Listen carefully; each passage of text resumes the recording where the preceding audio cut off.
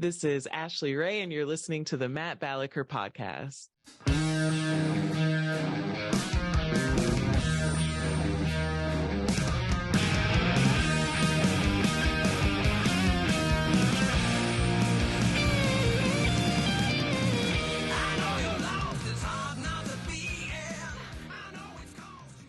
Good day, fine people out there. Thank you for tuning in to the Matt Balaker podcast. It makes me feel warm, fuzzy, purposeful.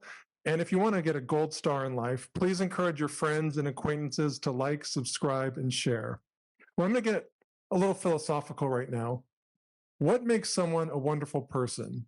Is it helping those in need? Is it donating your clothes?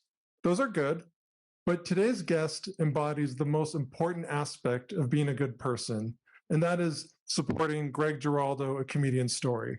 Not only that, she hosts the podcast TV I Say. She roasted Sean King. She's a freelance TV critic, writes for Vulture, the AV Club, Elle, Variety. She smokes pot and is the most famous bisexual, solo, polyamorous, Black queer comedian, actor, and writer, currently based in Los Angeles. Join me in welcoming Ashley Ray to the program. How you doing, Ashley? Good. I'm so happy to be here. I love Greg Giraldo. Yeah. Well, anyone who loves Greg Giraldo is a friend of mine, and it's cool how shared interests can bring people together. In fact, I think it was a tweet you put out on the recent Vice documentary, suggesting people check it out. So I'd like to know what was your relationship or influence or your connection with Greg Giraldo? Yeah, I grew up loving him. I loved stand-up comedy pretty much since like sixth grade, since I was 12. And, my stepdad introduced me to Richard Pryor, and I started watching Comedy Central specials. And I think he was on Premium Blend. And I was a member of the Something Awful forums, which at that time had a huge just like fan base of stand-up comedy nerds who were in New York. And they would go to the Comedy Store. They would go to these places and record them just bootleg style, before smartphones. This is like 2003, 2000, they would just record it on whatever and then upload it online and you could download it. And I would listen to, whoever was at the cellar that week. I think I said the Comedy Store because I'm in LA, the cellar. And I was introduced to a ton of comedians, Jessica Kirson, Greg Giraldo, and it felt so cool and underground to me. So he was always one of my favorites. I thought he was so smart and funny. And then I kind of saw him grow on Comedy Central from there. Like I was too young when he had his TV show, but by the time he was like, kind of a regular on Crosstalk. Tough Crowd. Yeah. I loved Tough Crowd. That was like what really cemented it for me. And, then it was weird kind of watching him become this like roast master and become more popular and mainstream, because to me it was like, that's my Greg Giraldo. That's my favorite underground smart guy comic. You don't know Greg. Like that's not really what he's about. Right. Like you saw the band or the artist before they hit commercial success. Yeah, to me it was like, these aren't even like his greatest hits. You guys don't know anything. I was, that was, I guess, interesting. And I always had this hope. I was like, he's going to use this to grow into something. I saw him always maybe like taking over the Daily Show someday, doing something like that. And I remember the day he died. I remember Jon Stewart announcing it. I remember like making a Facebook post like, I can't believe this. I love Greg Giraldo. And it was one of those, those deaths of someone you love as a teenager, someone who you're a fan of, and it just shocks you. And it was after Mitch Hedberg, and it was just, for me, this weird, like, whoa, two people who I think are geniuses in this thing that I want to do with my life eventually. It's horrible. It seems like it's very hard. Like, what is it about it that made their life so difficult? And watching the Vice documentary, it just opened me up to a side of him that I really wasn't aware of growing up. Yeah, I mean, First off, you said so much stuff that it's like bringing back old memories. I was in near Westwood, like Los Angeles, at the time he passed, and I remember Michael Jackson died, and there's all sorts of tributes to him, and it was sad, but I didn't have this like personal connection. Then when Greg Giraldo died, I bawled like a 14-month-old without a bottle. I was just like, oh my God, my hero's gone. And then I could totally understand how those other people felt. So yeah, I sobbed, and I was like, I mean, I was a real comedy nerd. Like, I would listen to these bootleg uploaded club recordings, and every week I would rank my favorite comedians based on what I heard. I had a journal, and of course, I don't know why I separated men and women. Hey, that problematic child. I was 14, but at the number one for women, it would be like Maria Bamford, and for men, it was always like Greg Giraldo. Like, you have good taste. Thank you. And no arguments with either of those. yeah, they were killing it all the time, and I just remember being like, how is that possible? And I guess to me, I always thought he was this smart, like, kind of good boy of comedy. Like, obviously I was a teen girl. I thought he was so cute. I thought he was like so smart, and just, he also kind of reminded me of a boy I went to school with. I had a crush on, but I was just always like, he's this smart, cute guy who's so funny and just innocent. And then kind of watching the Vice thing, I was like, oh, there's so much more to this. Like, I didn't realize, obviously I knew he was a road dog. I knew he was always touring, hitting the road. I didn't realize how much he was living the other side of that lifestyle until I became a comic who was like seeing that lifestyle. And I was like, oh, now I see that, like, the image and the difference between, you're a fan being a fan, and what it kind of is on the other side. Yeah, I mean, it's a good point, because he came to fame at a time before Twitter was really a big deal. Like, nowadays, it's like we know too much about the backstory of everyone's life. And with him, he had an image, and it wasn't fake. Part of him was this clean-cut, Ivy League educated, pretty sensitive gentleman. And another part of him was also a partying addict who struggled with mental health. I mean, they're both true, but one we saw more of, and it was also at a time when not everyone's dirty laundry was aired 24/7. Yeah, it was everywhere. And, for me and my generation, it's like, well, Ashley, we know you're smart. You've done all this other stuff, but, we also see the party photos you've uploaded to Facebook when you were in college. And we're going to hold them against you if you do anything that we don't like. Yeah, we're going to throw it in your face. Yeah, if I tried to run for president or something, or get on Saturday Night Live. It's all coming out, and we have to be more careful about kind of curating that, I think, these days. But at the same time, I still really identified with the struggle that he was kind of going through of succeeding so much in life. Like, like you said, he went to this Ivy League school, he got a law degree, he was so successful, and then he gets into comedy, has early amazing success, becomes a name at the cellar, becomes, a comics comic, and can't translate that to like mainstream respect. Right.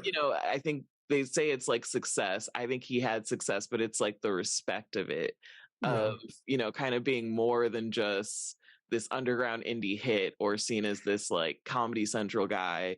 And I think that is such a real struggle still, where you can be used to being so successful, succeeding, being the funniest person in your hometown, and then you're still just kind of like, why am I not getting that respect or attention that I think I deserve? I think every comic just kind of fights with that. Yeah, and you're uniquely qualified to answer this, Ashley, because you're also a TV critic. And how do you kind of struggle with TV shows or just programming in general that are maybe, in your opinion, well done, but more underground, versus those that appeal to a mass audience, understanding it is a business, and so making money is part of that business? It's part of it. I think because I am a creative, I have this understanding that art has to meet the audience where they're at. Okay. And art is about, the audience. So like, I know that if I am critiquing something that is on IFC or, the new documentary now, or something that is highbrow or considered highbrow and like kind of indie is something that's going to win a Spirit Award. I understand what audience they're trying to reach, what message they're trying to do, and I can judge it on those terms and kind of meet it there. Mm-hmm. Versus if I'm watching an episode of Blackish, which, you know, is on ABC, it's this network show that is, you know, you're meant to watch it with your grandma, your mom, your uncle, and everybody sits around the TV. So I can judge that on those terms. And I think a lot of times creatives don't want to do that, especially comedians. We kind of look down at the network stuff. We see it as like lowbrow. It's like, that's you sell out if you're doing that stuff. We look down on it, but won't turn down a seven-figure deal. Yeah, you know, if they asked me to write on the Goldbergs tomorrow, I'd be right there. Like, please.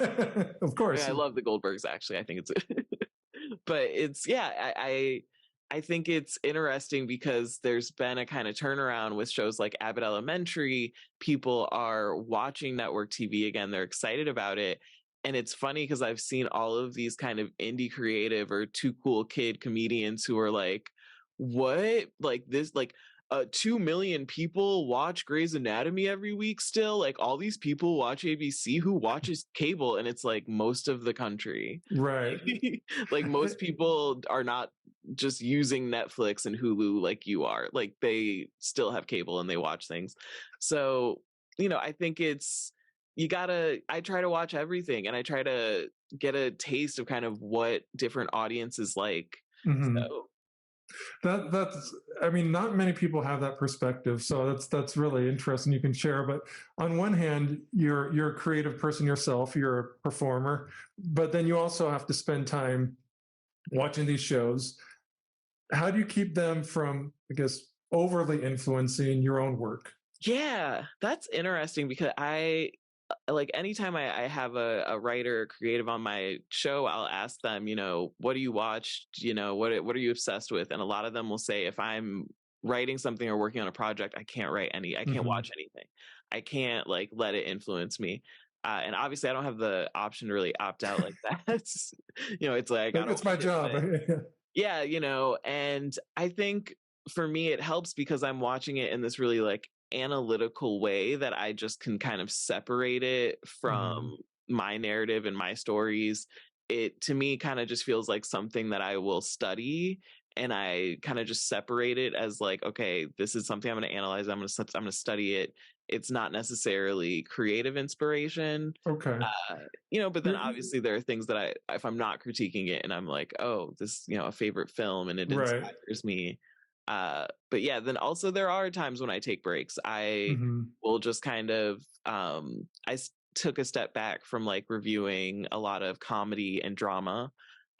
So now I mostly do reality TV. So, you know, reality TV is not going to inspire me. So you're more of a, I guess, cultural anthropologist in a way, where you have your notebook out, your laptop, and you make observations, but you're not necessarily drawing inspiration.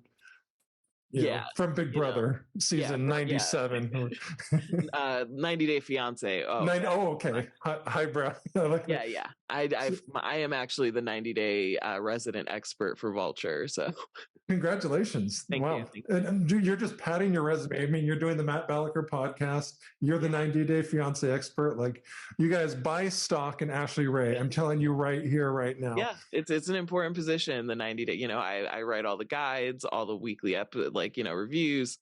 It is my beat, and I'm proud to cover it. Well, you're a hard worker, but I want to learn more about your earlier days, because you grew up in Dallas and then you moved to Chicago. And I think that's where you kind of got the comedy bug. Is that correct? Kind of. So I was born in Dallas, and when I was about 2 years old, my mom moved me to Rockford, Illinois, which is 90 miles outside of Chicago. So a lot of people kind of consider a Chicago suburb, but true Rockfordians will tell you it is its own city with its own suburbs. It's a chip on our shoulder. We are very sensitive about it. Apparently, yeah. Loud and clear, Ashley. Wow. Just, it's a thing. It's not a suburb of Chicago. Okay. It's not a suburb, and but she moved me there. And so I grew up in Rockford, and that's where I started really performing. I at the time was really into like spoken word, and I was in musicals, but I knew I liked being on stage. We would do talent shows at my school, and I played guitar. I would do covers of like Flight of the Oh, Conchords you're just so songs. cool. I'm very impressed. I was like a nerdy 12-year-old playing Flight of the Conchord songs on my guitar. Like Nice. nobody thought I was cool. Nobody was like, "That's so cool." It was very like, "Actually, you're a nerd." I literally would, for the talent show at our school, I would dress up as like Mitch Hedberg and just do his jokes. Oh, wow. Like I knew I wanted, and I, instead of trying to be a stand-up, I was like, oh, I'm just gonna like pretend to be Mitch Hedberg and do Mitch Hedberg jokes for a talent show. It's performance art. Yeah, and that's a talent. And Natasha Leggero actually is from my hometown too. So when she started kind of blowing up when I was in high school, I was very like, oh my gosh, someone from my town is doing this. She's so funny and so cool. So it was basically like after college. College, I was very kind of serious. I think in that way, I was similar to Greg Giraldo, where I went and I was like, I'm going to get degrees. I'm going to get good grades. This is not about playing around.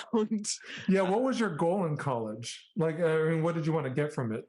I wanted to get a degree that would get me a job that would make me a lot of money. That was like everyone, when I was in high school, my teachers were all like, look, just have fun in undergrad. Like if you want to do something serious, you're going to have to go to med school. You're going to have to go to law school. You'll have more school. But if you just want to study English and writing and TV, just do that. And I did. Like I knew I wanted to study pop culture and history and writing. And I focused on minority television and international TV. So like I went to Germany and I studied why certain American shows resonated with German audiences. I studied why. What were the takeaways? I'd love to hear that. Yeah, at the time, Germans were obsessed with How I Met Your Mother and Family Guy. They loved those two shows. They felt like Family Guy was good because it was an accurate representation of the American intellect. Basically, they thought I've never been more proud to be an American. Right? They were like, it seems like it's very much your politics. And I was just like, no, but sure, And then they also really loved How I Met Your Mother. And that one was, they considered Barney to be like this Ubermensch, this like manly man, this like Uberman of like, blonde, gets all the like girls, and they were like, he's so cool. Like in Germany, men had posters of Barney in their bedrooms and like read the book that he put out. There was like a book by the character ghostwritten by people, but their people truly loved that book. And I was like, in America, he is seen as horrible. Like like in America, we aren't like, you should be like Barney. We're like, no, that's like a sex pest who is bad. And so it was just interesting to kind of see how things translate, and what that means for minority TV in this world where people think that mass audiences can't resonate with like minority work, or like if the center of a show is a Black woman, it's going to alienate certain audiences. And my point was just kind of, it doesn't. Like we can connect across cultures. We can connect to each other's stories. You can find a way to do that.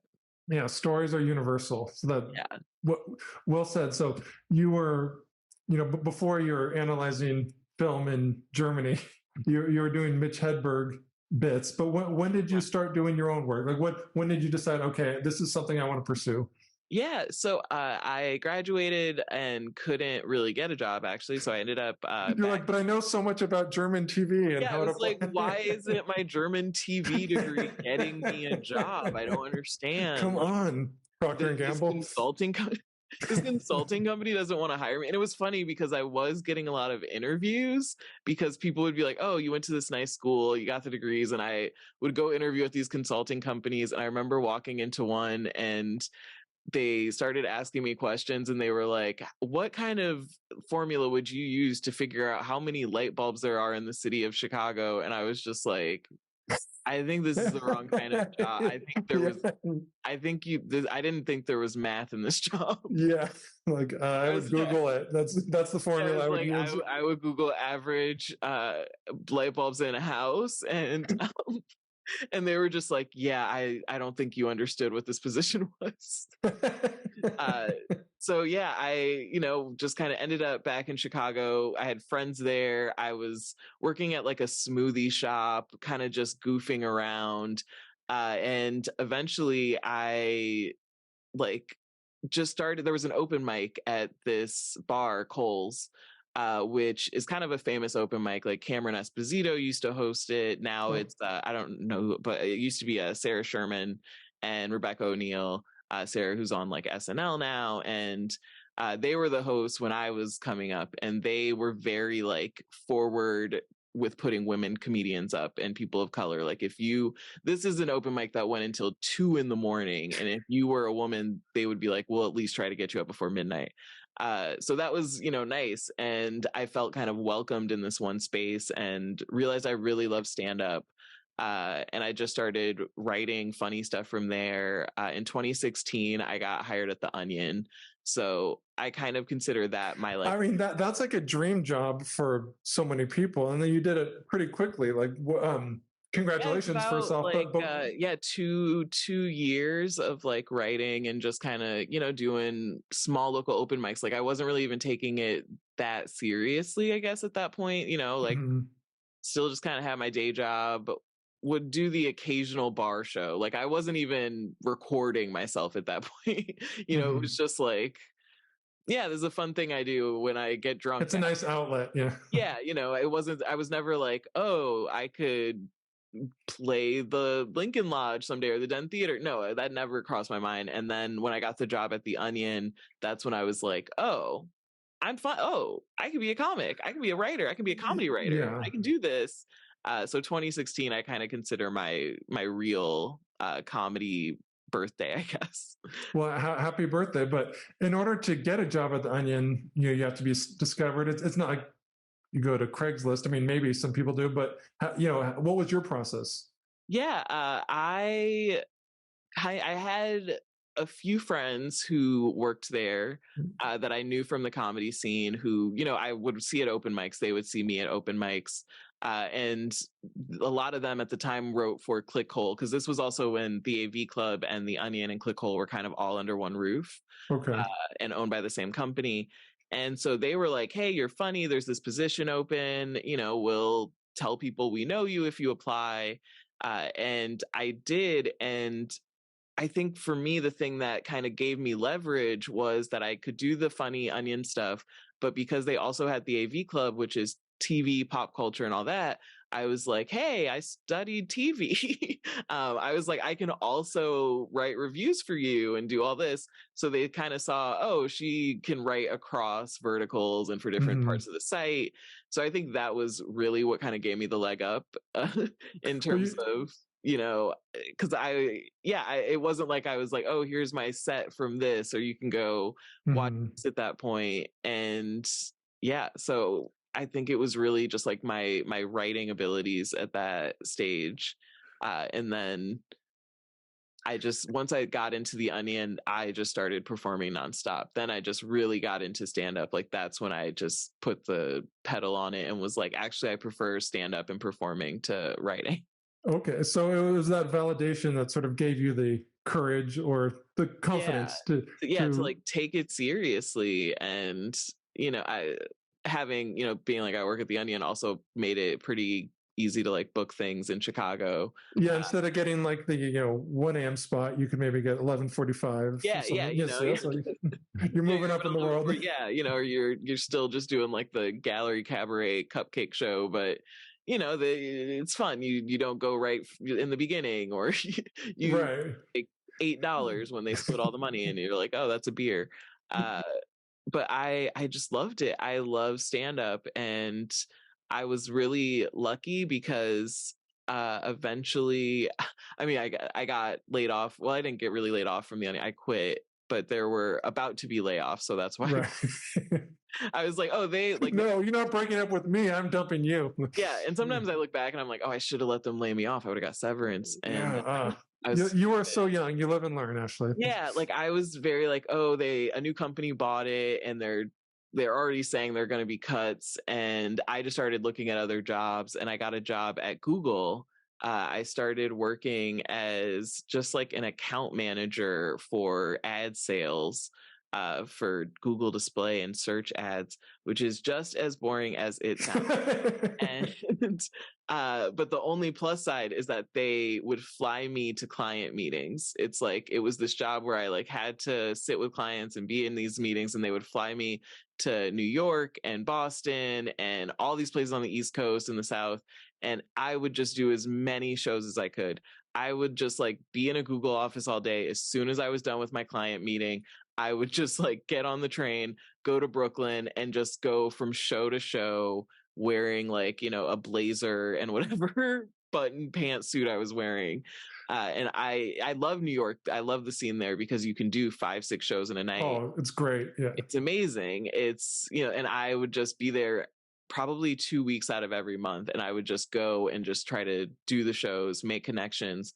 And I think that's really where I became, you know, a better comic, was just kind of getting out of my bubble in Chicago and being like, oh, you know, where do I stand on this kind of like like national stage? Yeah. Yeah, in New York City, it's sort of like high altitude training for comedians. Like there's a lot of great talent, but also you can do a lot of work. You know, you can, as you said, you can do 5 shows pretty much any night if you hustle. You can really like find your audience. That's always fun. Is, you know, I remember one night I did 4 shows and one was like Manhattan. I did a show in Queens and 2 in Brooklyn, and they were such different audiences, and different parts of my set got different reactions all night, and that was so cool. It's just fun to work jokes in different ways to see how different people laugh. And coming up in the Midwest, I think that is a benefit I had. Some people are always like, how do you even do stand up in, you know, the Midwest? Like Chicago's mostly improv,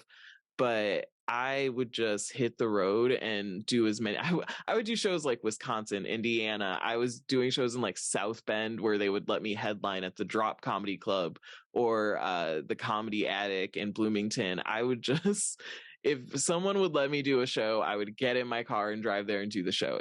Nebraska, Idaho, whatever. Well, that's like a common theme for any successful person. It's like, do it a lot. It's not rocket science. Like practice and you'll get better at it. Yeah, and do it everywhere. Because I think now with the internet, it's really easy for comedians to kind of get big in one place or their city or just online, and they don't kind of get out there and see how that material works in the real world in front of people. And it's really different, you know. And I have jokes where it's like, to me, it's like, if I know this joke works in New Orleans, Texas, Nebraska, and New York City, it's a funny joke. It's a keeper. Yeah. Yeah, it's a keeper. And that's, I think, the test you got to run things through. But will it work in Germany? How will German people react to this? What I ask for every joke I write. And yeah, and you know, I think now with the internet, people will be like, "Oh, well, that got a lot of likes, so it must be funny." So I'll read it on stage. And likes equal funny. Yeah, likes equals funny. It got, it was a popular tweet, so I can just read it on stage, and it doesn't work that way. Yeah, no, I mean, I'm sounding old, but I remember working out material on stage and not Twitter. And I think I think Twitter might be a good practice for Onion, and some jokes translate, but it's a very different animal. Yeah, it is. It's a different animal, and I really like, a lot of people know me from Twitter. And I'm funny on Twitter, but that was a different skill. Like, I had already been doing stand-up, working at the Onion when I started a Twitter account. Like, I only started my Twitter account in like 2017. Like, I was late, and a friend was like, "You have got to get on this. This is like what comedians do." And I set a goal for myself. I was like, I'm going to get good at Twitter. I'm going to get good at it because it's a totally different skill. It's a different like language. It's, a different just vocabulary of like what is funny and how funny works.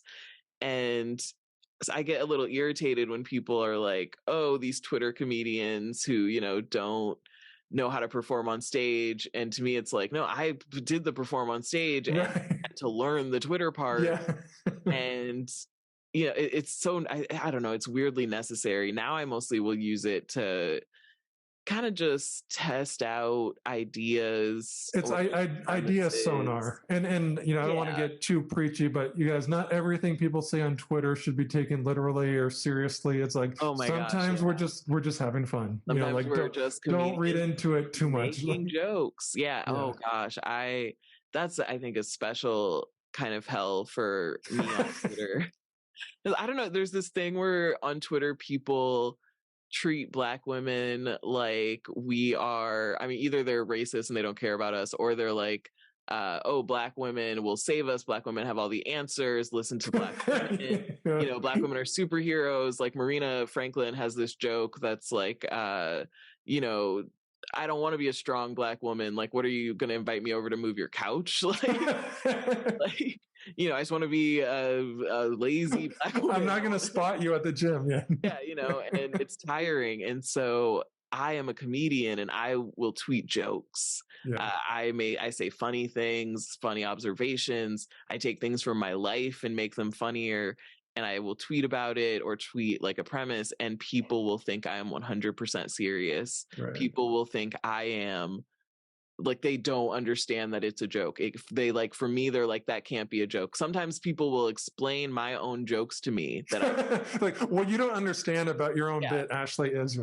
They'll be like, well, it's like I tweeted this one thing that was like, and this actually was a joke in my set before I tweeted it. And then I kind of was mad I tweeted it because now I do it in my set and people are like, I saw that on Twitter. And I'm like, yeah, it was me. Yeah, good for you. Good for you. You saw my tweet. Thanks. Yeah. But it was like, I don't believe in this. I'm an LA 10, but I'm an LA 8, but a Chicago 10 nonsense. I think that's all bullshit. In my opinion, what I know is if I'm in New York, I can get a guy to buy me lunch. And if I'm in LA, I can get a guy to buy me a drink. And if I'm in Appleton, Wisconsin for 2 days, I can get a guy to buy me a house. And, that's funny. Very nice. Yeah. And literally people were commenting like, you should really have better self-worth and value. And, you're like, what you don't seem to understand is that the cost of living in those places is very different. So, Appleton, Wisconsin is going to be cheaper than New York. And I'm just like, that's the whole premise. You're like, I'm not going to check my privilege for you. It's a joke. It's like, that is the joke I was making. Thank you. No, I wasn't really. Let's take this so seriously. In Wisconsin. Yeah, it's like, and it's so strange to me to interact with people in that way, because also people just will see your tweets. They don't have the time they don't even go to your bio and look and see what you do, so they don't even know like you're a comedian or you do this or that. Yeah, so they just like react to things. And I mean, this would be a show. I don't know if it would be a good one, but you've seen this when you're at a club or an open mic.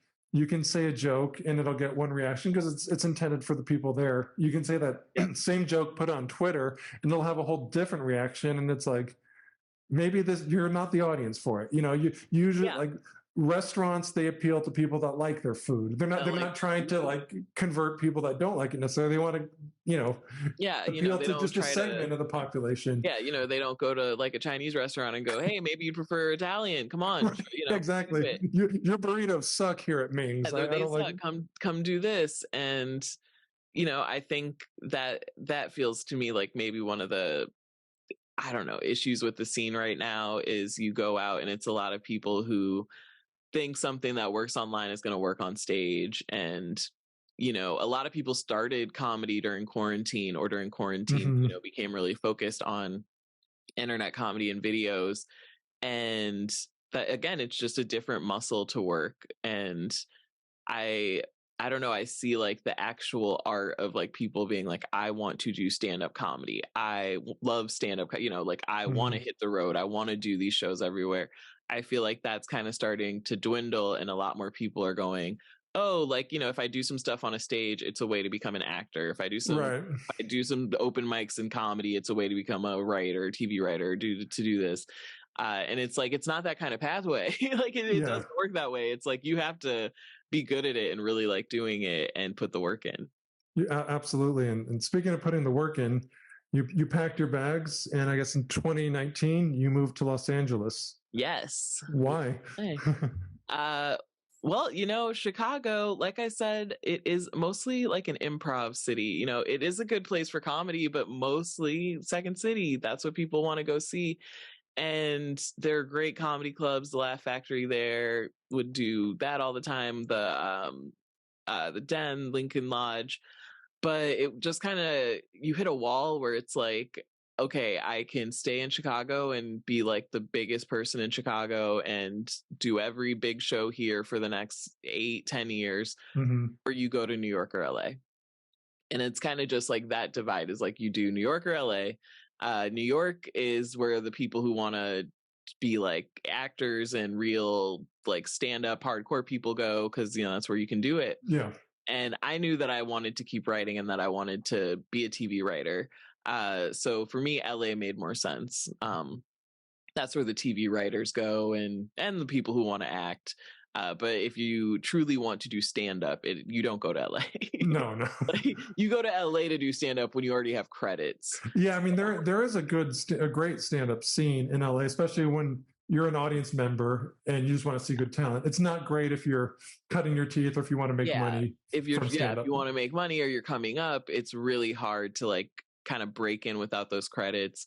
And from Chicago and touring in New York, I had the credit, so I was like, okay, I could go to LA and I know enough people there to book shows, produce a show, kind of get land on your foot in the door. I knew more people in New York, and sometimes I wonder maybe I should have done that, but but I love LA. Like I kind of just fell in love with it immediately. I found like my scene. I like had my regular open mics. I was like, okay, I'm in a groove. And then COVID hit and everything came crashing down. Ruined our fun. Yeah. Well, yeah. I mean, you have a lot obviously in front of you, but sometimes I think it's good to kind of take self-inventory, career-wise, Ashley, or even personal, however you want to answer it. What are you most proud of that you've done? Oh my gosh, that's a interesting question. Or you can answer how many light bulbs are in Chicago. Either one is fine. That's so interesting. The thing I'm most proud of that I've done. I mean, I guess my podcast, I would say TV, because I started it independently during quarantine. I was I had a roommate. I basically just did not leave my bedroom. Like I was one of those people who's just like, I can't deal with just being at home with one person all the time. I'll just never leave my room.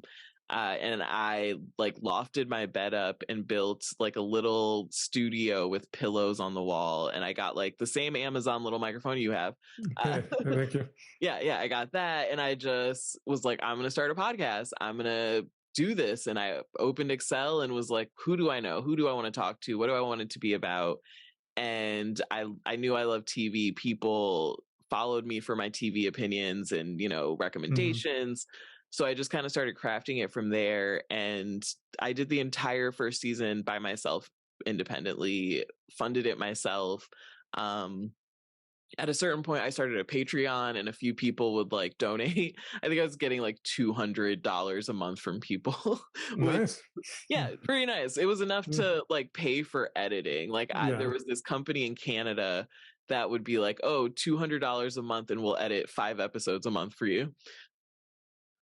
And so I would just have good them deal. do it. Yeah, it's a pretty good deal, except I realized eventually they really weren't doing that great a job. Like they were just like slicing all of the stuff together, like my intro and the interviews. And then I would have moments where I would be like, how you'll say to your producer, like, oh, you can cut that part out that I just said and start from here. And they would never cut that stuff out. Like we don't expect her to watch the final product. And I would be like, hey, you didn't change this, you missed this note, you didn't do this, and they would be like, oh, well, that's your final cut, sorry. Then I would have to go in and like, you got to pay $270 if you want. Yeah, like that's another 70 if you actually want us to do a good job.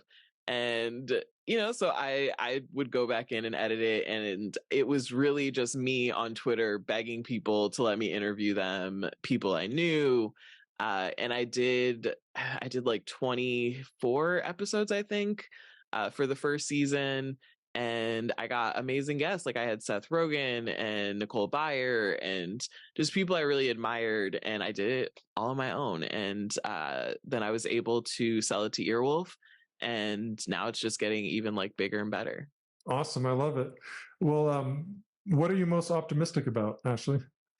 I guess I'm really optimistic about the TV scene right now, really.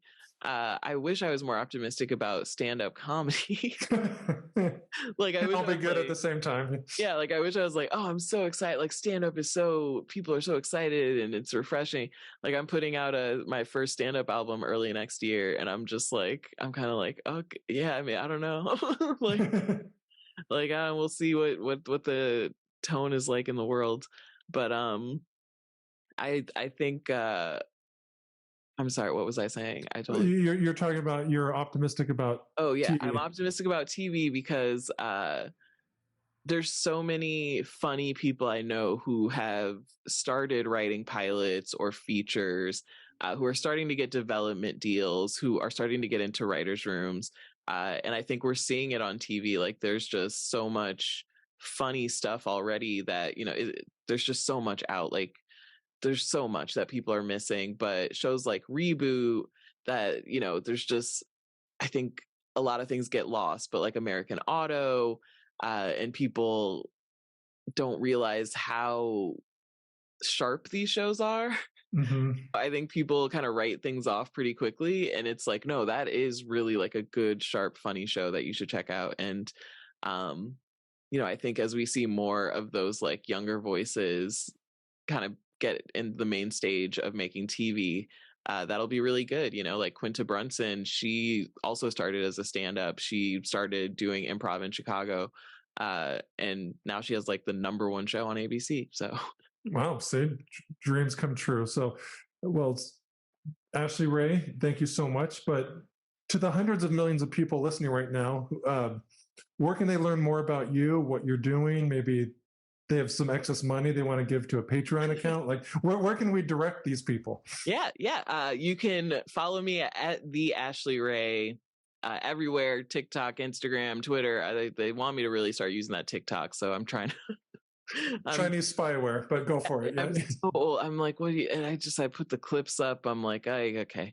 And but yeah, the Ashley Ray. You can go to www.theashleyray.com. Yeah. Well, follow her. She's talented. She's hilarious. She's a wonderful human being. Ashley Ray, thank you so much for joining us on the Matt Balaker podcast. Thank you. And also, if you didn't watch that Greg Giraldo Dark Side of Comedy episode, go watch it. It's really good. Thank you for listening to this episode of the Matt Balaker podcast. To learn more, please check out mattbalaker.com and encourage your friends to like, subscribe, and share. Really appreciate it.